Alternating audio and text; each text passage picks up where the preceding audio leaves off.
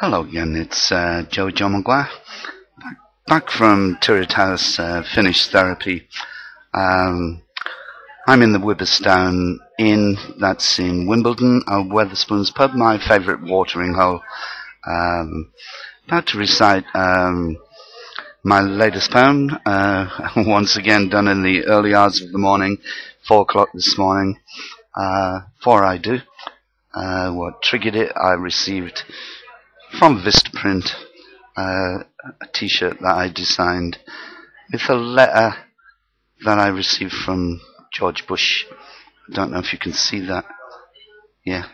And on the back of the t-shirt, which I can't show you now, is the poem I sent to him, done in the days after Twin Towers, which is called Manhattan, and it's also a song to be found on my website. The song you will find under music, and it's called Manhattan. Anyway, back to the poem in hand. It's called Memories of New England.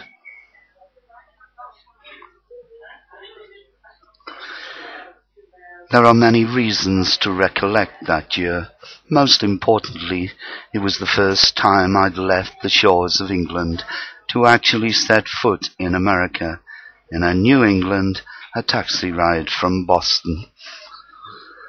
I was coming up to 14, thought I knew it all, but a new world was waiting, a world full of challenging adventure, and for a short while at least, I could put post-war austerity behind me, enjoy life for a change. This would be my New England in Massachusetts, United States of America. I was a boy in a man's trousers, unaware that the war in Vietnam was raging. I read comic books, not the newspapers, but was often asked, would I be dodging the draft, not realizing what it was, nor its implications. I just smiled. There was too much happening to worry about matters such as those. I remember my first ice cream at Friendly's, my first burger, sub sandwich, brownie, Oreo. There were so many firsts, and the new games, baseball, football, ice hockey, games I'd never played before, and American boys had their own heroes. They knew nothing of mine. I had Desperate Dan. They had Superman. I learned the hard way not to mention the green grass of home.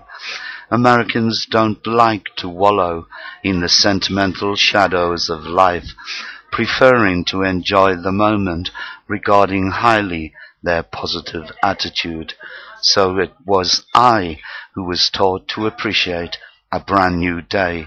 I who learned to notice the bright hues of leafy carpet that were the autumn of New England, spring, summer, and winter never grander, as is the case with everything.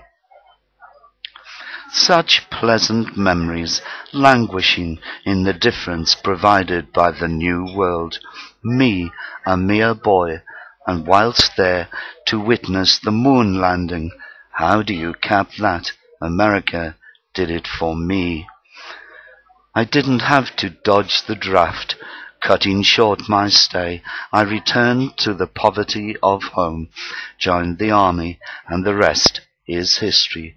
But I often wonder what would have been had I chosen to stay rather than run, not from the draft, but from a father that I did not understand.